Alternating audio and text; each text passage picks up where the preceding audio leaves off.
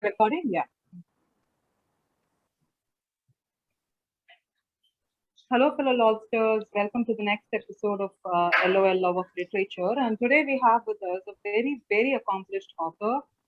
And I'm not sure if I can just box her into calling her an author because she's also been writing scripts for web series and she's been doing a lot of nonfiction.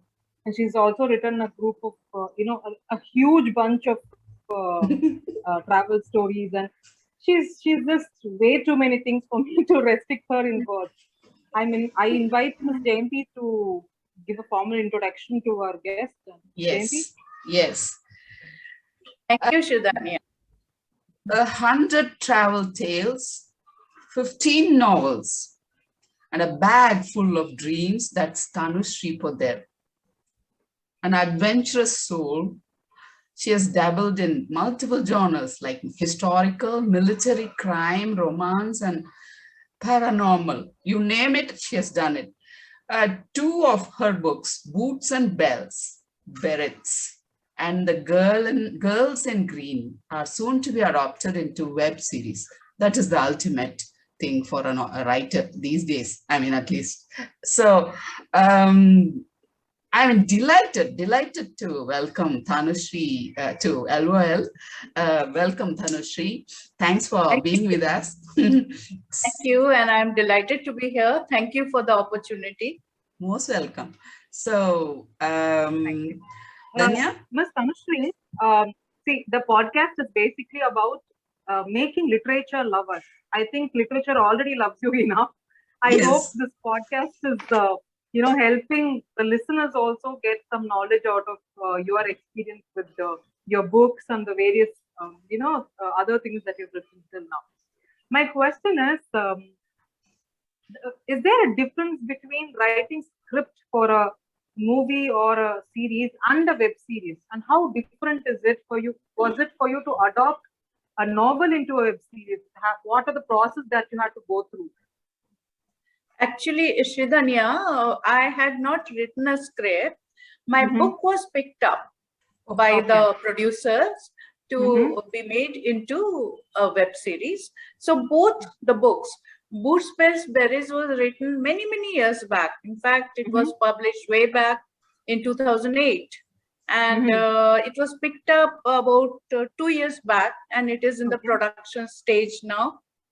Girls in Green, fortunately for me, it was picked up by the producer even when it was in the manuscript stage.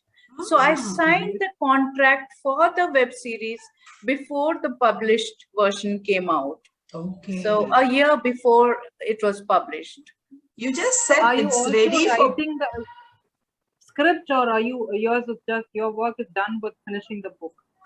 Are yes, you also my work is done by the time.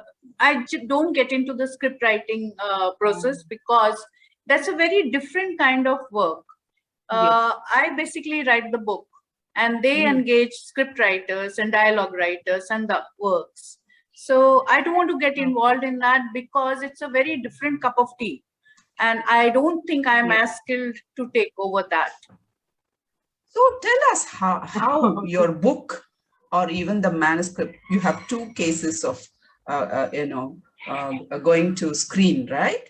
Can you share with us how that happened? Did the publishers help you in any way? Did you go through any agent or did you send proposals, pitches?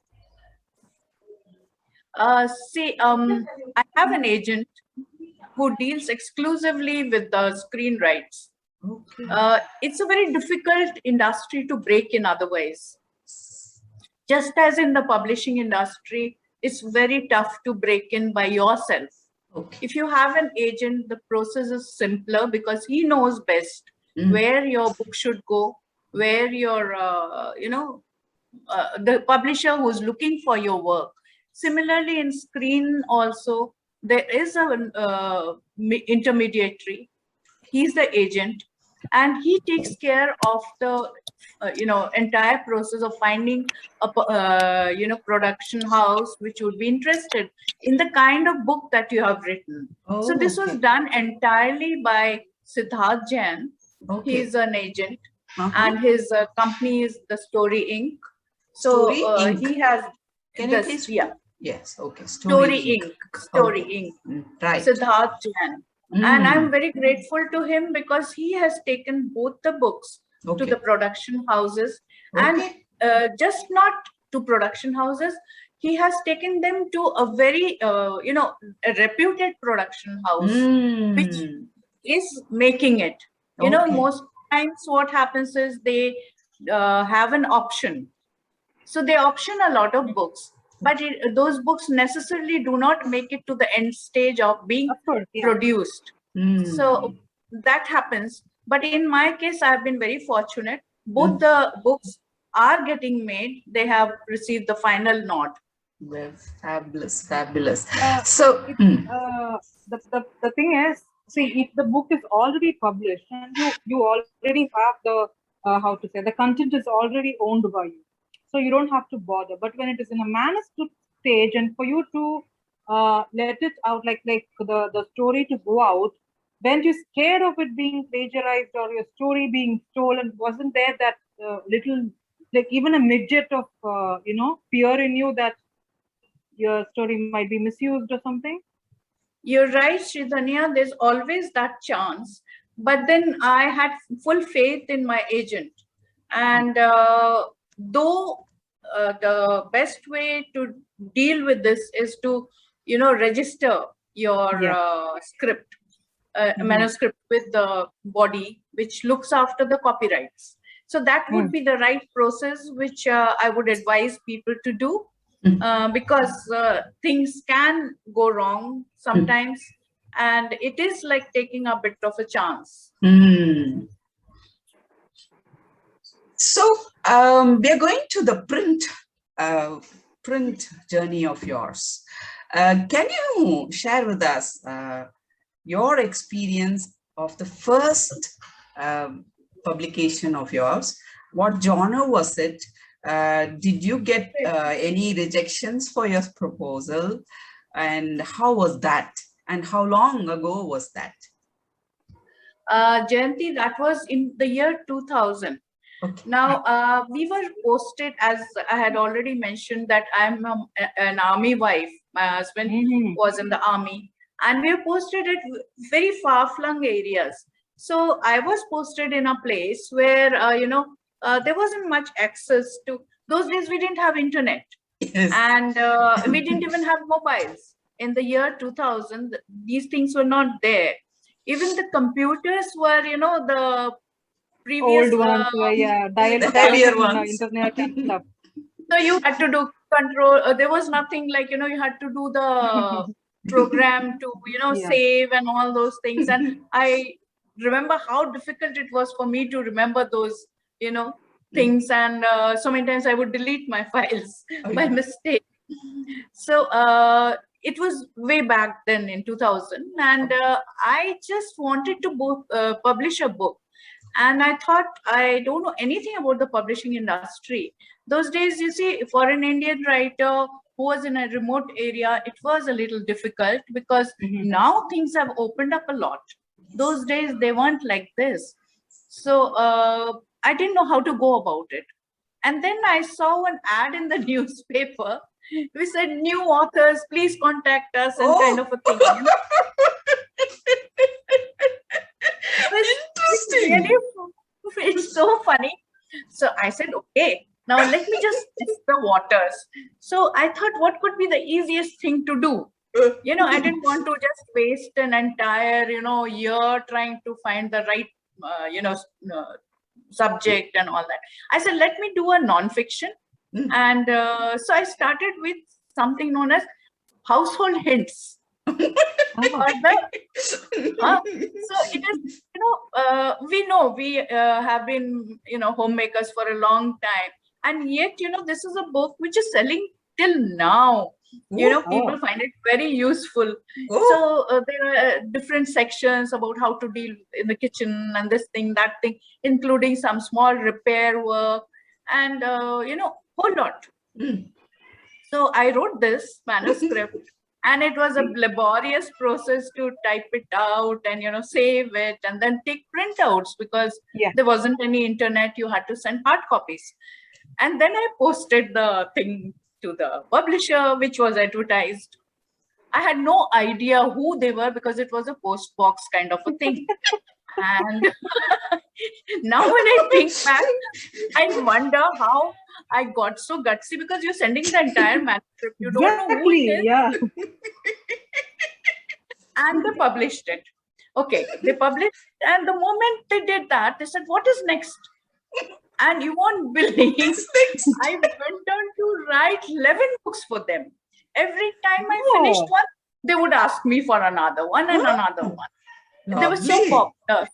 So I wrote on a whole lot of subjects, including, beauty treatments and health. Then I switched basically health, diet, nutrition, and holistic health, mind, body, and spirit kind of a thing. So there were these 11 books which came out one after the other. And these people really made a fool of me. They hardly paid me anything. And they were really raking in the moolah while I was hardly getting anything. You won't believe, I sold the rights, complete rights of my book for 5,000 rupees, which is hilarious, And only after doing that, I said, no more. I'm not going to be cheated anymore. And by then, I understood the whole rigmarole, how it works.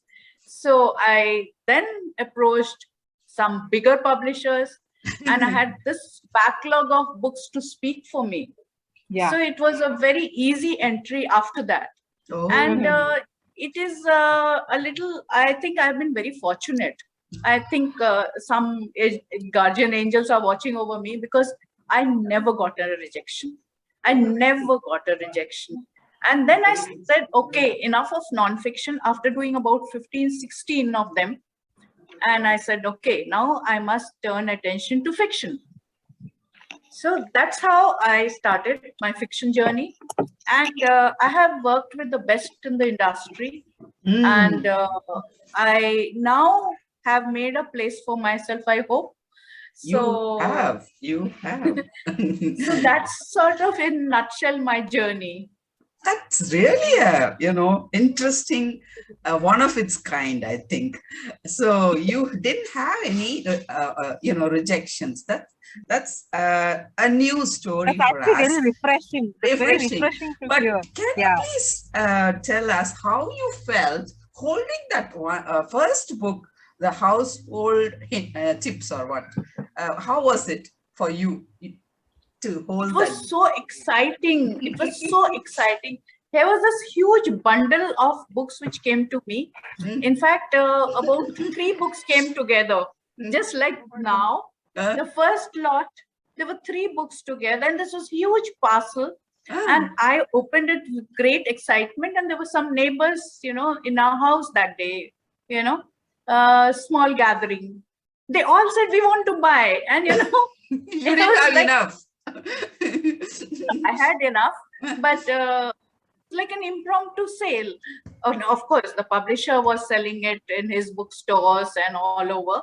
So it was a very exciting time, I think, to see your book hold it, the smell of it, and the feel of it. It's something you can't describe. It's like holding your first baby in your arms. Yeah. So do you read in Kindle, or you only prefer print versions? Personally, I prefer print versions, because there's nothing like, sitting in an easy chair in a nice place and reading a book. A Kindle, it takes time for me to get used to now, because I read so much. I have had to, put an end to buying print versions, and I have started buying the Kindle versions just to space, like the space constraint makes me do that. Okay. You have 3 books all together right now, from 3 different publishers, I believe, and 3 different genres, although they 3 are fiction. Now, Are the publishers taking care of the promoting of the book, or are you also involved in the activities? Basically, I think we are getting a lot of background noise.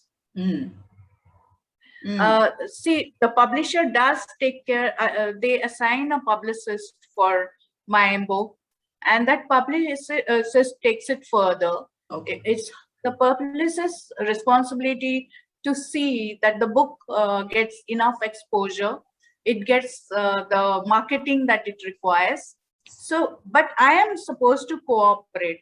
If they, for instance, now we are on this podcast, Yes. the publishers have arranged at least a dozen podcasts for me. Yes. Yes. Before this, I have to make myself available and be there for the different things that they are organizing. Yes. So I have to make the time for that.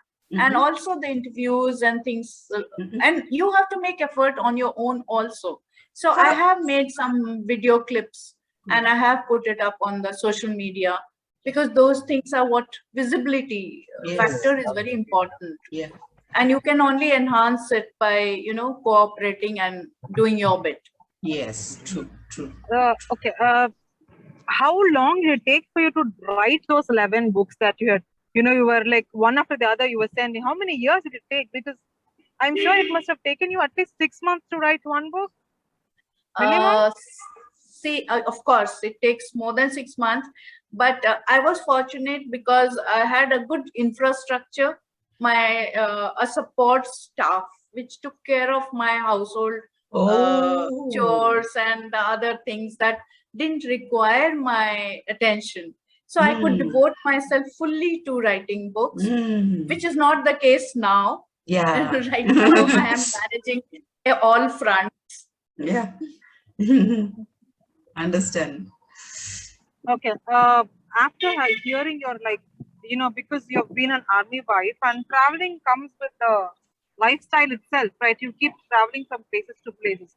And I understand there are because your husband was associated of the army, it's not, you know, you're not allowed to write about everything that you see.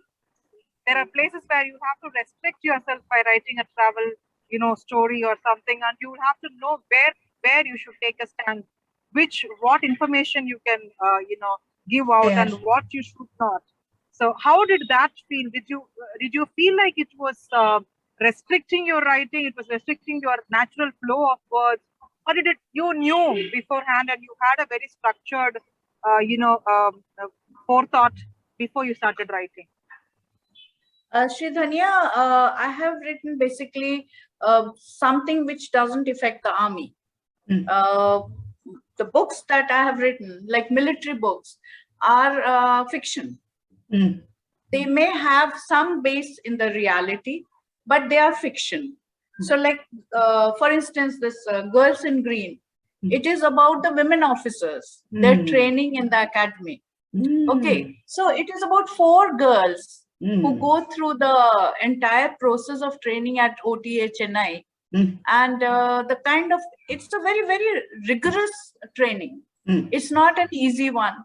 And it sometimes demoralizes people. It can, you know, put them off the training and all that. So I have covered those in fictionalized manner. And it is about 4 girls from 4 different parts of the country coming together and then finding friendship and sisterhood to push them forward. Lovely. And, you know, sort of pat their back and, you know, cheer them and you know, because they're going to be officers. The sisterhood means life for them, because they're going to be, you know, saving each other in the battlefield, and it means more than just relationship. So that camaraderie and the friendship comes together in, you know, sort of bolstering their self-confidence and helping them, you know, go through the training, which requires so much mental and physical effort. So did you happen to be there watching them train? Have you heard only about what goes on there? So how did you bring that backdrop or the circumstances, atmosphere of that training place. So did you do any special research for that? Yes, I visited the Chennai Academy a couple of times. I met the cadets, I met the instructors, Lovely. I went through the whole campus, and I even had a meal in the cafeteria, a couple of meals, and spoke to as many people as possible. And I spent quite a lot of time there to, find out exactly what the training entails, what they feel, because it's all about, personal feelings of each character and the protagonist, because they come from different backgrounds. In my book, one is from the Northeast, one is from South, one is from North, and one is from Maharashtra. Yes. So four different and four different kinds of girls. Some are very determined, some are slightly, fearful. So the kind of things that they go through, that forms the bulk of the book. So in a sense, none of my books have impeached or done any there's nothing forbidden about them. So that way I have not had to deal with any kind of, restrictions. And say, because you have transitioned from one genre to the other, and you have touched on almost all the mainstream genres that are available, because you said you've done young adult, there has been a thriller, there is one army military kind of fiction. The question is, has there been a point where did you want to just try your hand in everything, or did you feel like you were just going through the motions of your writing and it just came to you because you were just like, it was a result of your flow, or was it did you just want to try it out? I owe my restless spirit to this diversity, and I get very bored doing the same thing again and again. So if I have written, say, historicals, after doing 2 books, I would feel that, okay, now I need a little change, because also I feel if you continue to write in the same genre, you may become a master at that, but at some point, there could be some repetitive kind of writing, and that, to break that, I need to do something different. And the challenge that it offers, doing special research for each book, trying to step into a different domain, is very, very challenging. And I think that requires a different kind of handling, and that gives a whole new freshness to your writing. Yes. So for me, it was more of the challenge and the freshness that I required that made me go into different genres. As far as the young adults was concerned, the first one I did was the Teenage Diary of Rani Lakshmibai. So that I was asked by the publisher to write that. And as we all know that we are very familiar with the name Rani Lakshmibai. Yes. Jhansi Rani. But not much is known about her childhood or teenage. Most of what we know is her struggle against the British post-marriage era. So it was a very big challenge for me to find out about what kind of a person she was as a child, what kind of background she had, and all those things. So like I said, I love challenges. It provided me the enough kind of stimulus to research. And I did that. That was my first young adults book. And the second one, the Spooky Stories, was done during the pandemic last year. I was, flooded with a lot of news, very depressing, people losing their lives, the migrant laborers going from one place to the other, hungry and blistered feet and all that. And it was very disturbing. And I knew I couldn't write a novel at that point of time, get into a research or do something serious. So I said, why not I do a compilation of short stories? So there are 30 stories in this. And then I thought, okay, let me try doing something different. And that's how I did the Spooky Stories, which is actually ghost stories. 13 ghost stories. And it becomes so popular. Damn interesting. And the book is really, really attracting a lot of readers. And so much so that I'm actually doing another one. Okay. Damn inspiring. I mean, anything you have done in fiction, I think. Lovely, Yeah, I everything don't know, is just not really everything, but I try to do. So what is in your mind next that you must take it as a challenge to try in you know, fiction? I mean, anything that you haven't done, but you want to. See, I did something in climate change. Okay. I did a novel called Decoding the Feronia Files. Okay. It was a thriller with the background of climate change Oh. and weather modification. It was a very serious subject. Weather modification is another very challenging field, and it required a lot of research. And it is co-authored by my husband also, who did the major part of research. Lovely. And the two of us did that because I think it's very timely that such books are done, because the climate change factor, we all know, is making our lives so much difference to our lives. Yes, of course. And I made it a thriller because I thought that would attract more attention. So, and yes, I would love to continue writing a few more books, bringing awareness about the climate change and what human beings can do about it. Very good.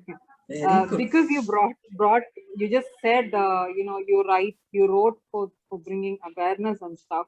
I just want to ask you, have you been writing for your audience, or do you write for yourself? You write because it has some effect on you, or do you want the writing to have an effect on another human being or an audience or someone, you know, your target audience?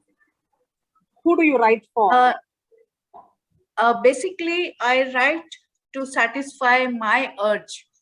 When I feel very strongly about any subject, I write about it, because an author can just bring things up for notice by writing.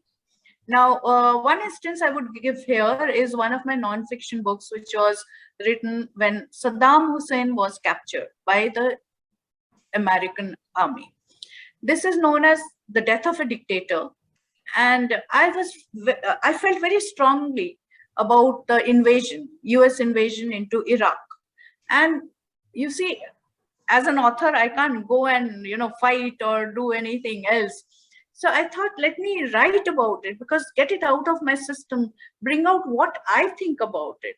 So I did a lot of research. And the day he was captured and he died, that day he was hanged, I did the book, completed the book, because I had started during the invasion process, and I completed it. And I felt a lot of satisfaction in doing that, because I was also writing a version of what could have happened.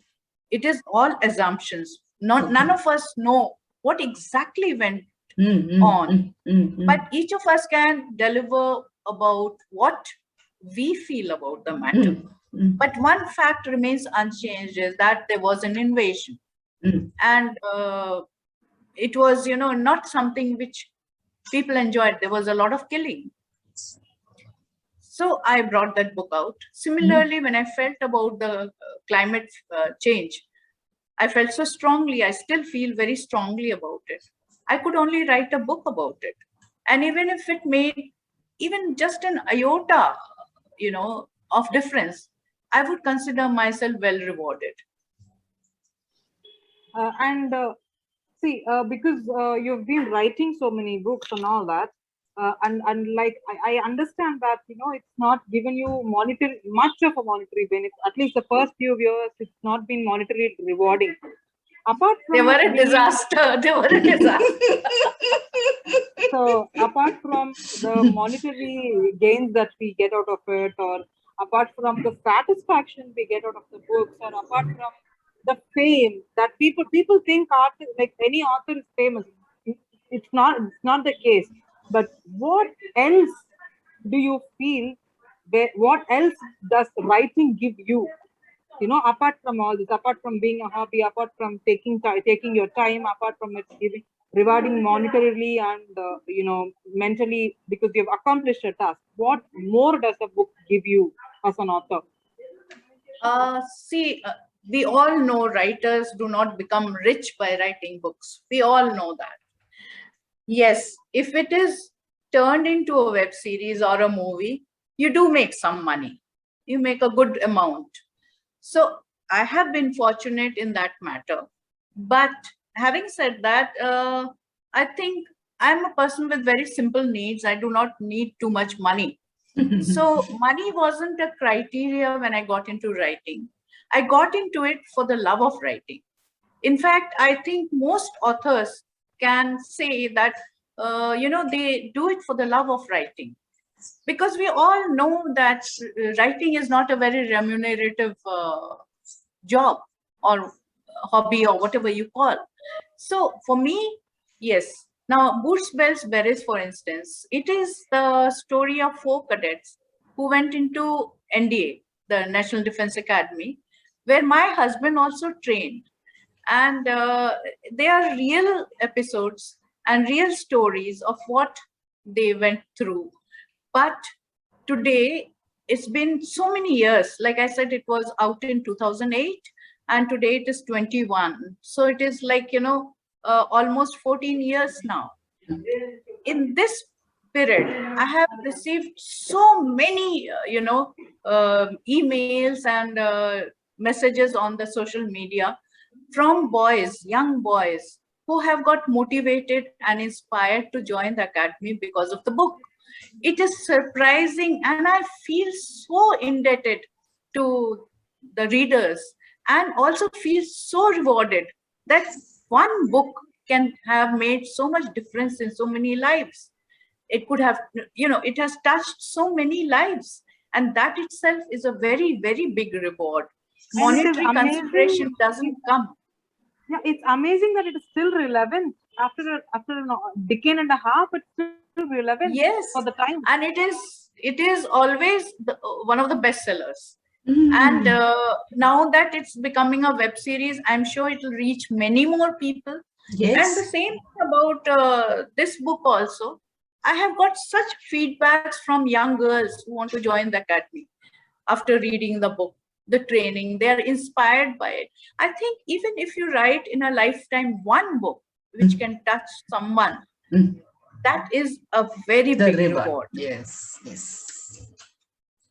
Very, very true, very true. And okay. I just wanted to ask you one more thing. Because like you've been writing about the military and you've been touching other stuff, have you ever been inspired to write about mental health and the issues that this generation is facing with social media? We are always exposed to something or the other. We're always, the only thing that we are right now is exposed in every way possible. Even our bathrooms and bedrooms are exposed. So have you ever thought of it, or has there been any mention of this usurping of privacy due to social media in any of your books? Not yet. I haven't. See, I'm an old timer, and I'm. It's just recently that I have come into social media because it is a must. It's not due to my choice, but I'm told that it is an essential factor in a writer's life now. That's the only way you can reach the readers. And more so after the pandemic, we have realized that online and social media, all these things are the only things that we can do. So I think I would not be an expert to talk about it.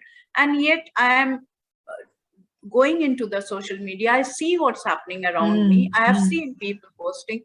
I have seen the kind of heartbreaks people go through it. Like every time I post about my books, I'm sure someone somewhere who has just had a rejection feels bad.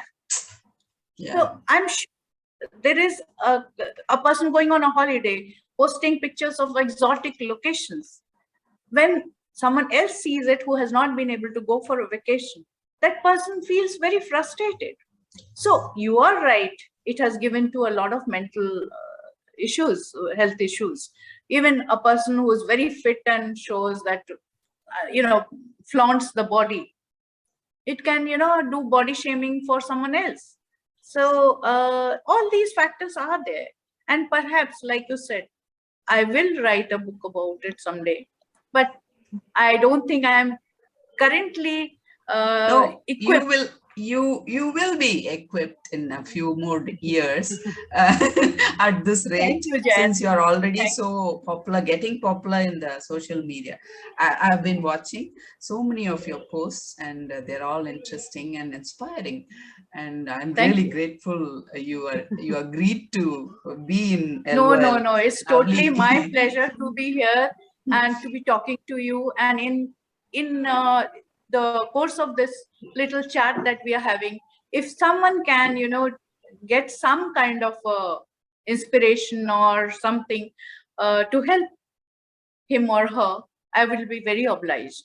Yes, many are going to be, inspired because this podcast is mainly for aspiring authors, and who are, of course, readers and listeners. They will be inspired. And let's go for the break, shall we? And come back. I think I'll ask one question and then we can go for the break, and we can come back to World of W's. Okay. My question is, I'm sure your books have been reviewed by many reviewers and other authors. How has your experience been with reviews? Have you had any bad reviews, and how have you handled if you have had any bad reviews, and how have all those reviews, good and bad,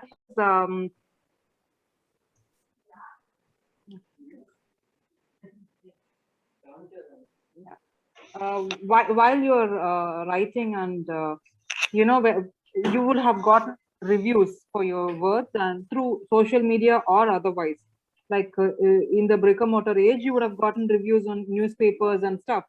So have you had any negative reviews, and if you have had, how have you handled it, and have these reviews actually helped monetize the book? Like, have they helped you actually promote the book, or like convert it into sales? Sridhanya, yes, you get good and bad reviews. It is not possible always to have good reviews, because there'll be people who don't read that kind of books, and they have just bought it thinking it was something else. Or perhaps it is not their kind of, supposing I'm writing a thriller. Maybe they wanted more violence, and my book is not that violent, because I do eschew violence. I do not like violence. So even though I'm writing spooky stories, I'm writing, murder mysteries, my books have minimum amount of violence. So maybe that person expected different kind of thriller. It is possible, we are all different. Like, someone likes a certain kind of food, the other person hates it. So it is always going to happen. And I think we have to take it in a mature way. We have to realize you can't please everyone all the time. You will please some, you will displease some. And see, I have also received a lot of negative as well as positive reviews. Yes, the positive ones have been far more than the negative, but always out of, say, 50, 100 reviews, there might be 2, 3 which are really, really nasty.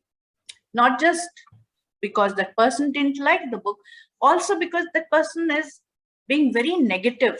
You can say that you don't like the book and give a very constructive criticism. And at the same time, you can say, what nonsense, this writer's, I have had someone say, this writer's hand should be cut off. Oh, can you imagine? That's this terrible. was way back. So you can imagine the kind of mindset that person has. And I'm sure the readers who are going through those reviews also know that this person is sick in the mind, because he could not have written this being a normal human being. You can say, I didn't like the book, it's trash or whatever. But to go to the extent of saying this writer's hand should be cut off, it's like, I don't know what to call it. So yes, as a human being, I'm I'm saddened when I read something like that. It would be inhuman not to feel any emotion. So I feel the emotion. I do feel quite sad for a while, but I know this is not the end of the world.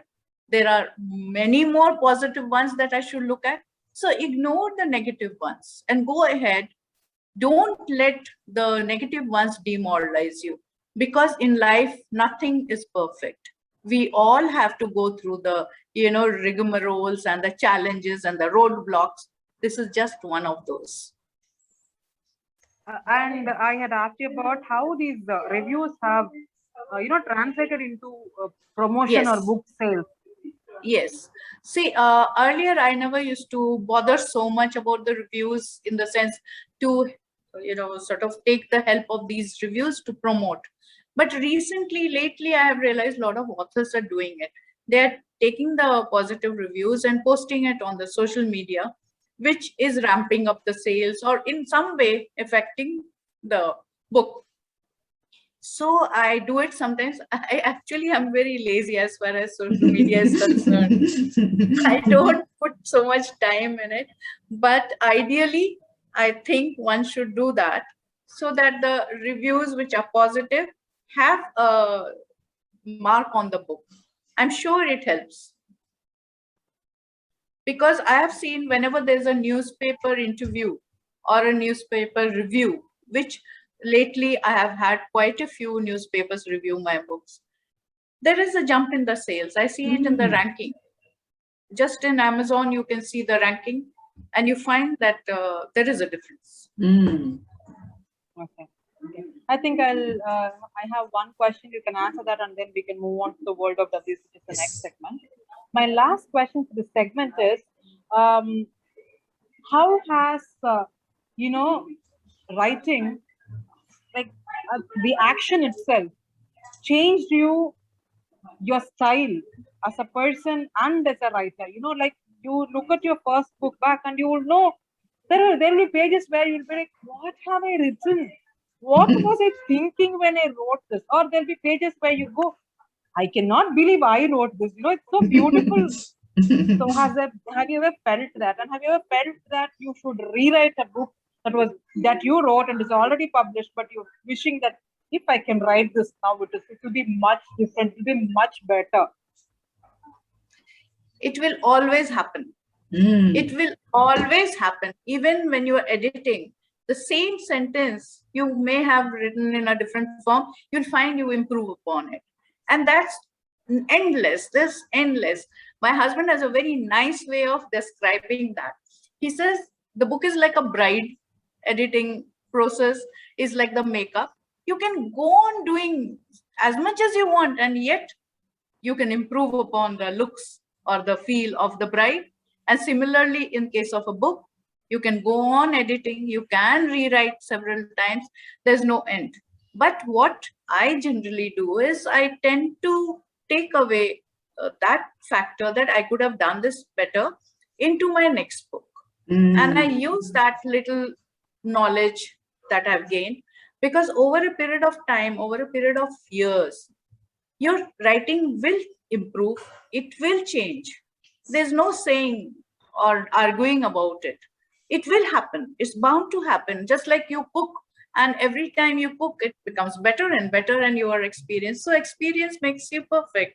And similarly, writing is a process where you are constantly learning, constantly transforming yourself as a person, as a writer, and even as a learner. So I take each book as a learning ground. Yes. Which equips me to get better with the next one.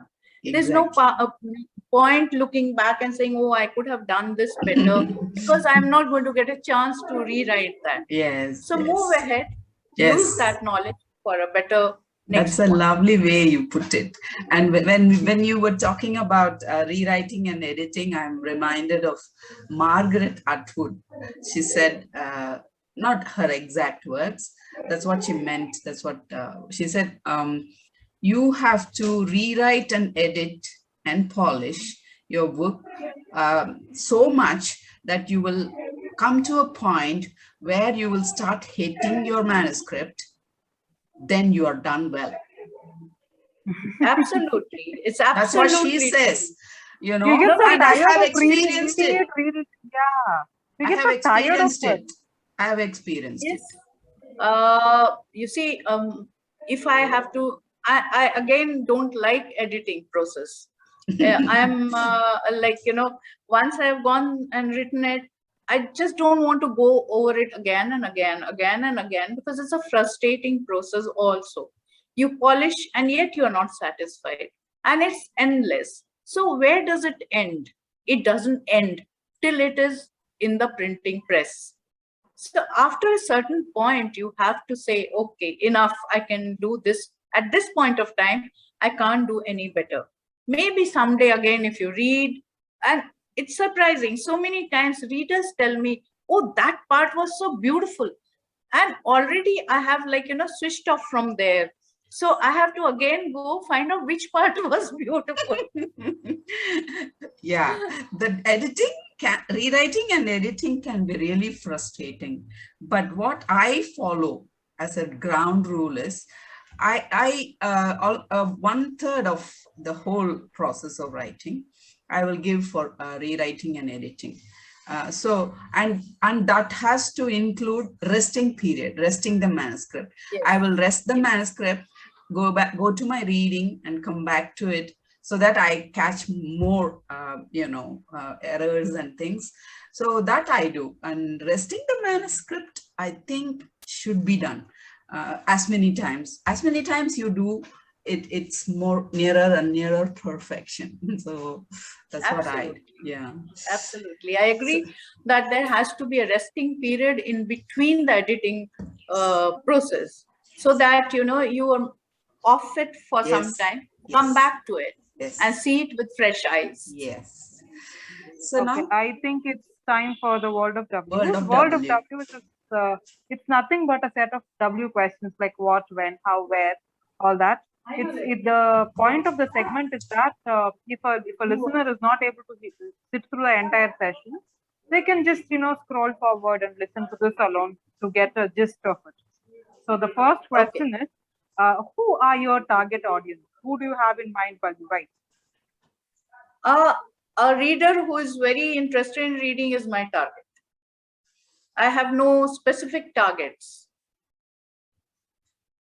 Where can the readers find your works, your books? It's there in all bookstores. It is online. It's available on Amazon, Flipkart, everywhere.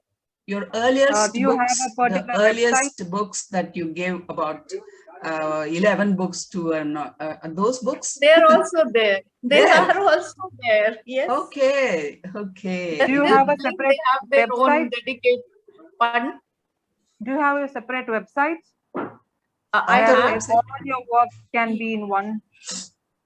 Yeah, but you may not find all the books there, because again, I have not really gone and worked on my website so much. But if you go to Amazon, you search Tanushree Poddar, you're likely to find most of my books there, non-fiction ones as well as fiction.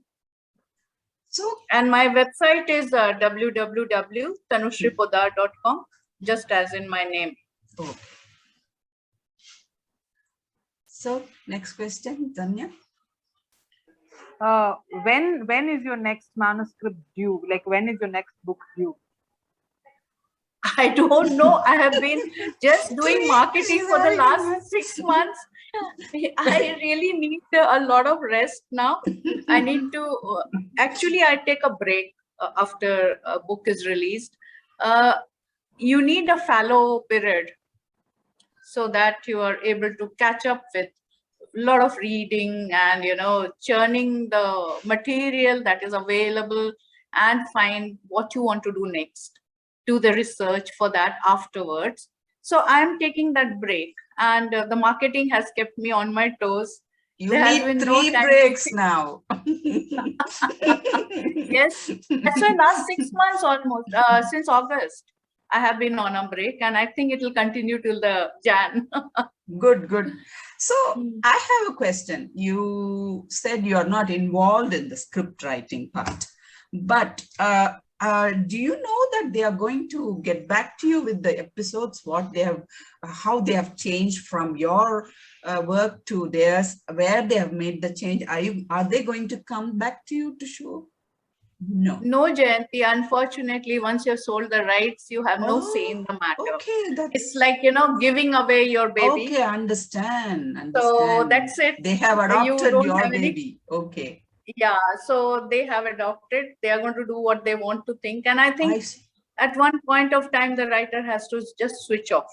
Okay. Because you have accepted the money for it and you have Okay. given away your rights. Okay. Now it is for them to, do what they want to do. Okay. And they will, of course, change it. There is no doubt about it. But we have no say on that. Okay, understood. Okay, that's great. So is there anything you would want to give us parting words for our audience and your experience with us in Today, this podcast? yes. I think I have had a great time. It was a very, very interesting session and the questions were really good. And since you're saying that most of your audience is aspiring writers, I would just say two things. One Sure. is you have to just keep at it. Don't let any negative thought deter you from writing. It is for the love of writing that you are writing. Keep all other aspects aside. Okay. Rejections don't matter. You will find rejections. Take it in your stride because that's a part of the process. It makes you a better writer. You become a better writer because you realize that something is missing. And then you go ahead and do it. Continue. Success is never very far off. Yes, brilliant. Another one? You said two things. That was a long one. You said two things. Okay. And the other part is that as a writer, I feel the more you read and find your unique voice, that becomes your USP. Do not ape any writer. You read all kinds, the good, bad, ugly. You will, after a certain point, learn to discriminate between the good and the bad.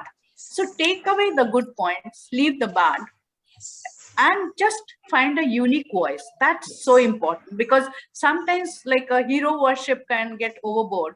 We tend to, sort of read too much of one writer and then find ourselves writing in the same way, which doesn't work. Yes. You have to have a unique voice and that's your exactly my thought. Yes. Yes. Lovely, lovely. Thank you so much. Thank you. Thank you so much. Thank you, Thanks for Jayanti. being Thank in you, Sridhar. LOL. You have graced I should this. thank you. I think I must thank you from the bottom of my heart for giving me this opportunity. It was a lovely interaction. I loved every minute of it. Thank you so much, Sridhar and Jayanti. Most welcome. We'll meet again.